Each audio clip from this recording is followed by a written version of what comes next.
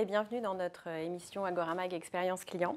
Ce matin, nous allons aborder les nouvelles technologies et notamment l'IoT. Alors là, grande découverte ce matin et l'IoT qui améliore l'expérience client. Et je reçois ce matin donc Sébastien Marché. Vous êtes DG d'Expertime, c'est bien ça? Bonjour. Et Laurent Evin, vous êtes co-directeur général chez XI. C'est ça. C'est ça. Bonjour. L'IoT, c'est quoi? On parle de quoi ce matin? Déjà, l'acronyme, c'est Internet of Things, l'Internet des objets. Et c'est toute cette capacité à digitaliser l'information de contexte ou de maintenance ou mécanique qui circule dans tout type d'objet. Même vous faites la grimace aussi quand vous faites des mécaniques et tout ça. Ah, c'est beaucoup, c'est technique. C'est beaucoup. Beaucoup d'informations surtout. Beaucoup d'informations. Donc c'est encore une fois beaucoup de data. Énormément de data. Le mot big data n'a jamais été aussi bien utilisé. Et surtout, que dans l'Internet des de objets. les traiter. D'accord. Tout à fait. Ok. Un des sujets peut-être complémentaires qui me paraît important, c'est celui des usages. Finalement, il y a beaucoup de données autour de ces objets. Et quels sont les nouveaux usages ou les usages complémentaires à ce qu'on pouvait avoir précédemment qui viennent finalement créer de la valeur dans cet écosystème de l'IoT. Et donc, quel usage pour l'expérience client ?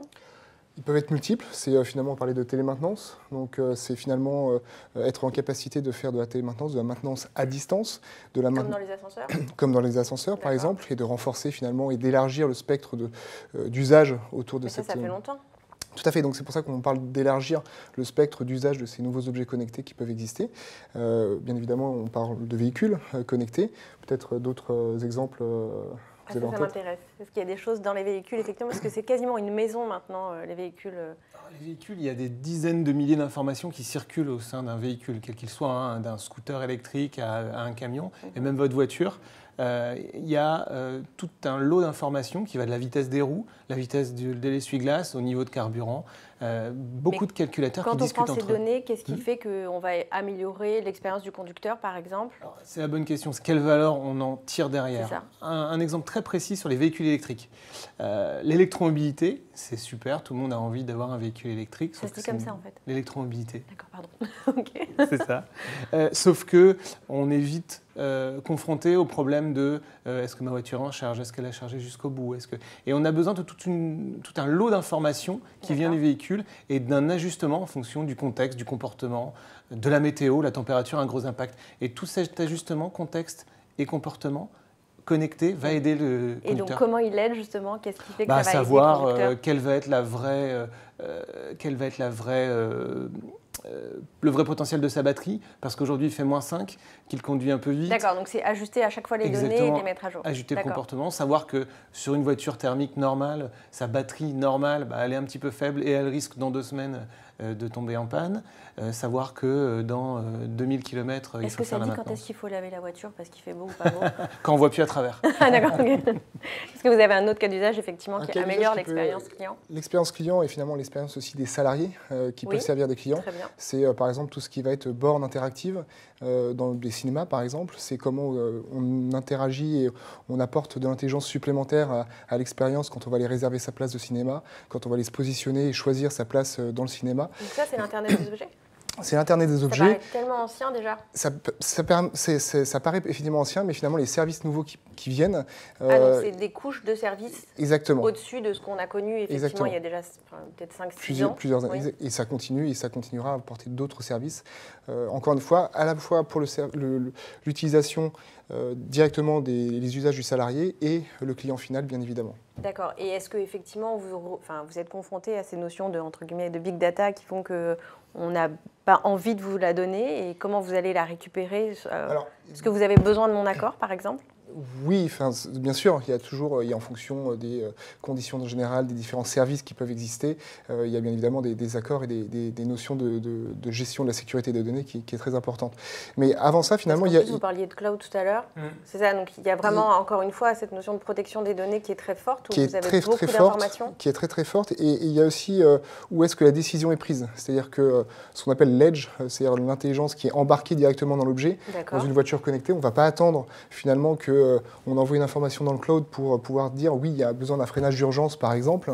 On va la prendre, la décision, si c'est une voiture autonome, directement et tout de suite. Donc ça va être de l'intelligence embarquée. Et puis il y a aussi l'intelligence qui va être plus dans le cloud, qui va finalement, à travers des transferts de données, va pouvoir permettre de manière plus durable, sur une durée d'intégration de données beaucoup plus longue, finalement avoir d'autres types d'informations. Cette notion d'objet connecté, elle est en rapport avec la data, avec quelque chose de très immédiat, pour aider comme une sorte d'intelligence immédiate et de prise de décision. D'accord. Voilà, de plus en plus aujourd'hui d'objets connectés embarquent cette intelligence au service de l'usage et des utilisateurs immédiats.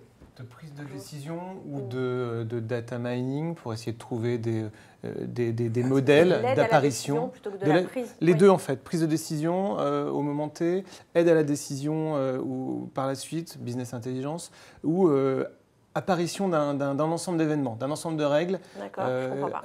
Par exemple, votre voiture bouge, la ceinture n'est pas mise, le patrouilleur de l'autoroute a mis sa flèche à gauche, a le message queue de bouchon, a la porte gauche ouverte. Un certain contexte va pouvoir déclencher des alertes. Mais la même chose avec une machine connectée, une machine à café ou un frigo industriel connecté. Aujourd'hui, oui. Avec une porte qui reste ouverte, une température qui augmente, va pouvoir lui-même envoyer l'alerte. Moi, je m'attendais effectivement à des choses beaucoup plus... de penser vraiment à l'avenir ou quelque chose d'un peu plus... d'aller un peu plus loin, oui, c'est ça. En fait, est-ce que c'est le cas où finalement on attend trop de choses Tout à l'heure, on parlait de l'usage. Il y a un vrai décalage entre ce qu'on croit qui est répandu et ce qui est réellement répandu. Comme on a l'impression qu'aujourd'hui, toutes les voitures sont autonomes, alors qu'on va devoir sans doute attendre 5-10 ans pour voir de la semi-autonomie.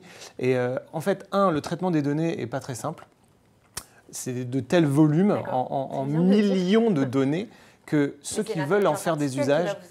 Oui, mais l'intelligence artificielle, il faut la programmer, il faut lui dire quoi chercher, et il faut d'abord avoir une proposition de valeur pour l'utilisateur final. Pourquoi les smartwatches, ça marche, mais ça marche quand même pas, c'est pas si dingue que ça. Quel est l'usage de ça à la fin? Quel est l'usage d'une brosse à dents connectée? Quel est l'usage de... C'est ça la finalité, c'est qu'est-ce que ça m'apporte à moi? Est-ce que les clients vous ont poussé à aller très loin et finalement vous êtes encore retenu par une technologie qui... la technologie, elle va reproduire aussi nos erreurs. Je pense qu'il n'y a pas vraiment de sujet d'ordre technologique pour moi. Je pense qu'il y a la vraie révolution, c'est la révolution d'usage. Et je pense que finalement, le sujet d'ordre technologique est quelque chose il y a suffisamment aujourd'hui de technologie pour déjà répondre à des besoins même qu'on n'imagine pas encore. Mais est-ce que vous arrivez à utiliser la data, parce que c'est ce que vous étiez en train de dire, il y a des choses qui sont beaucoup... C'est plutôt le contraire aujourd'hui. La technologie pousse à aller plus loin que le besoin immédiat du consommateur. Et ce décalage, là, il n'est pas très bon parce qu'on crée on crée des services qui ne répondent pas à des usages, on suréquipe, qui vont vite être abandonnés, qui sont parfois des échecs économiques.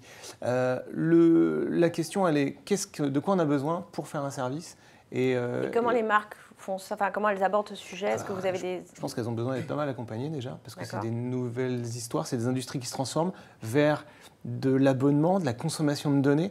Aujourd'hui, c'est plus tout le monde devient un peu téléopérateur et a besoin d'une carte SIM.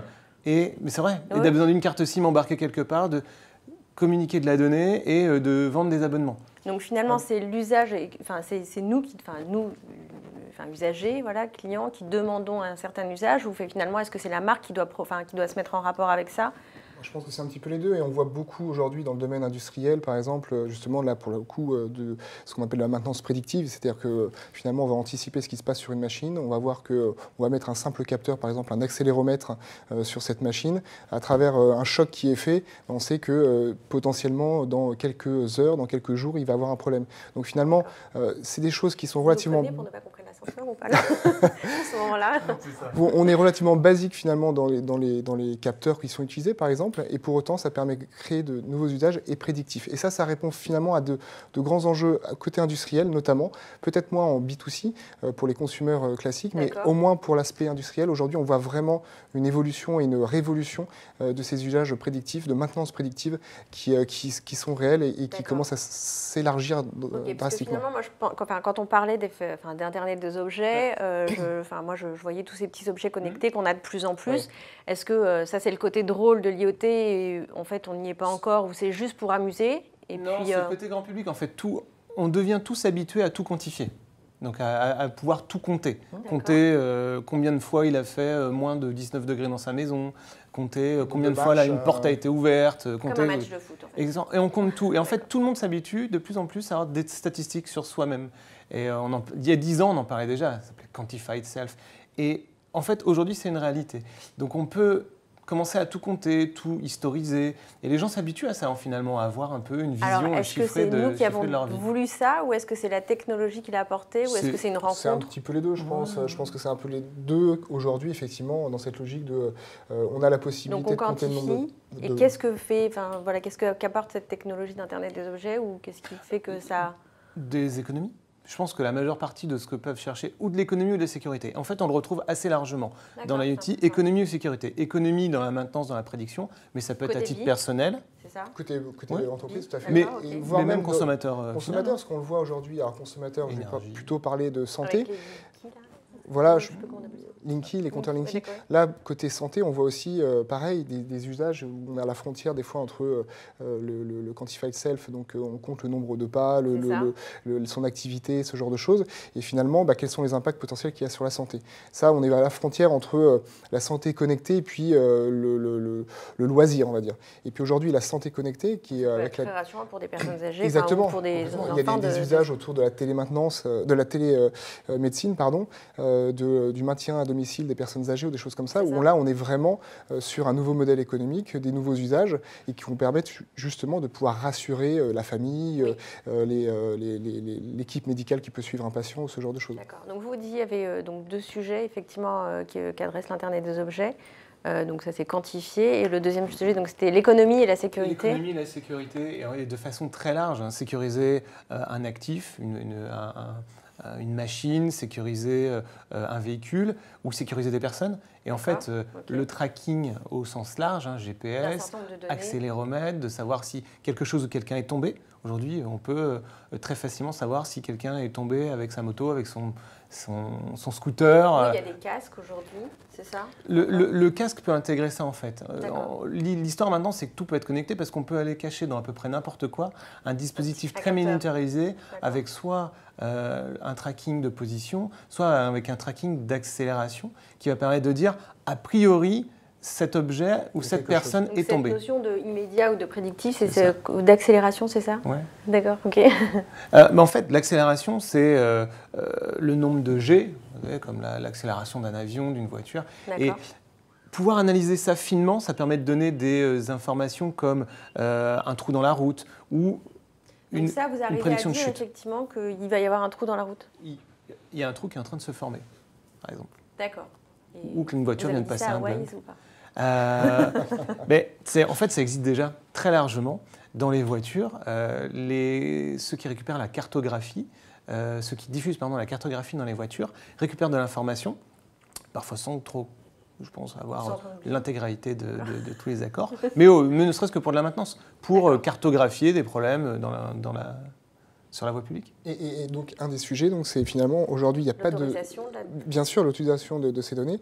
Le sujet n'est pas tant technologique, encore une fois, mais bien d'usage. C'est-à-dire, quels sont les nouveaux usages, quelles sont l'intégration de ces données et finalement les nouveaux cas d'usage qui vont être délivrés, finalement, pour créer des nouveaux services. Et c'est vraiment ça, pour moi, l'enjeu premier autour de l'IoT aujourd'hui. D'accord. Donc, écoutez, merci pour ce super résumé. Vous l'avez fait à ma place. Je vous donne la fiche pour la fin. Merci, on termine donc là-dessus. Écoutez, merci pour ce débat passionné. On termine donc là-dessus. J'espère qu'il vous sera utile autant qu'à moi. À très bientôt sur l'Agoramac Expérience Client. Gardez l'esprit ouvert, gardez l'esprit critique et à très bientôt. Merci beaucoup. Merci. Merci pour ce débat. Merci. À très bientôt. Merci.